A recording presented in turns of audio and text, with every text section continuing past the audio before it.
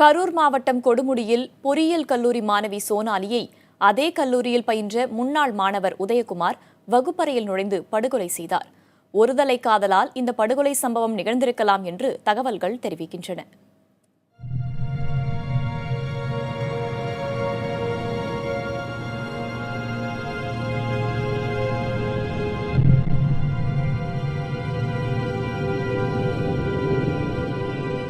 கரூரில் உள்ள தனியார் பொறியியல் கல்லூரியில் காலை 10 மணிக்கு நோட்டு புத்தக சகிதமாக வகுப்பறைக்கு சென்றார் பொறியியல் மாணவி சோனாலி. அரை மணி நேரம் கழித்து கையில் ஒரு கட்டையுடன் வகுப்பறைக்குள் நுழைந்த முன்னாள் மாணவர் உதயகுமார் சோனாலியை தலைப்பகுதியில் கடுமையாக தாக்கினார். இதனால் சக மாணவர்கள் அதிர்ச்சியுடன் அலறினர். இரத்த வெள்ளத்தில் மிதந்த மாணவி சோனாலியை சக மாணவர்கள் கரூரில் உள்ள தனியார் மருத்துவமனைக்கு கொண்டு சேர்த்தனர். ஆபத்தான நிலையில் இருந்த மாணவி மதுரை கொண்டு செல்லப்பட தீவிர சிகிச்சை பிரிவில் சேர்க்கப்பட்ட சோனாலி மாலை 3 மணியளவில் சிகிச்சை பலனின்றி உயிரிழந்தார். காலேஜில் இந்த பொண்ணு படிச்சுட்டு இருக்கும்போது டிஸ்கன்யூ ஆன பையன் திடீர்னு காலேஜுக்குள்ளே நுழைஞ்சு அந்த பொண்ணை தாக்கிட்டாங்க. தாக்குனதுலேருந்து நாங்கள் உடனே எமர்ஜென்சியாக அப்போலோ ஹாஸ்பிட்டல் கொண்டு வந்தோம். அந்த பொண்ணு கொஞ்சம் எமர்ஜென்சியாக இருந்தனால திருப்பி மதுரை அப்போலோவுக்கு கொண்டு போக சொன்னாங்க. நாங்கள் அங்கே கொண்டு அதுக்கான உண்டான இது பார்த்துச்சு. பொண்ணு இப்போ உடம்பு ரொம்ப கிரிட்டிக்கலான ஸ்டேஜில் இருந்து இறந்துருச்சு பொண்ணு. சம்பவம் 10 மணிக்கு அந்த சம்பவம் நியர்லி 10 மணிக்கு நடந்தது. உடனே நாங்கள் கொண்டு அப்போலோ ஹாஸ்பிட்டலில் இது பண்ணி சரியாக 3:02க்கு பொண்ணு இறந்துருச்சுன்னு சொல்லி ஹாஸ்பிட்டலில் சொன்னாங்க. பரமக்குடியைச் சேர்ந்த உதயகுமாரை ஒழுங்கீன செயல்களில் ஈடுபட்டதாக கூறி கல்லூரி நிர்வாகம் பலமுறை இடைநீக்கம் செய்துள்ளது.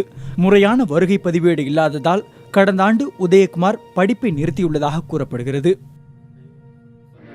சார், என்னோட அண்ணன் பொண்ணு பேர் சோனாலி. கரூர் இன்ஜினியரிங் காலேஜில் 3rd இயர் பண்ணிக்கிட்டு இருக்காங்க.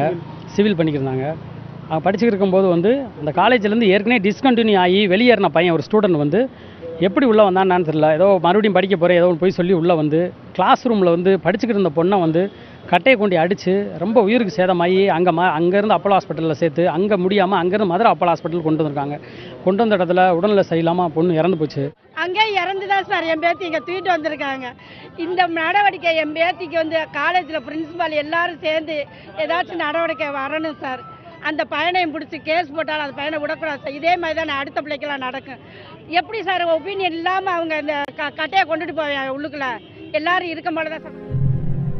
சோனாலியை படுகொலை செய்துவிட்டு தப்பியோடிய உதயகுமாரை காவல்துறையினர் கைது செய்தனர். ஒருதலை காதலால் இந்த படுகொலை நிகழ்ந்துள்ளதாக முதற்கட்ட விசாரணையில் தெரிய வந்துள்ளது. இதனிடையே மாணவி சோனாலி கொலை செய்யப்பட்டதை கண்டித்து அவரது உறவினர்கள் மறியலில் ஈடுபட்டனர். ஒருதலை காதலினாலேயே மாணவி கொலை செய்யப்பட்டுள்ளதாக கரூர் மாவட்ட காவல் கண்காணிப்பாளர் ராஜசேகரன் கூறியுள்ளார்.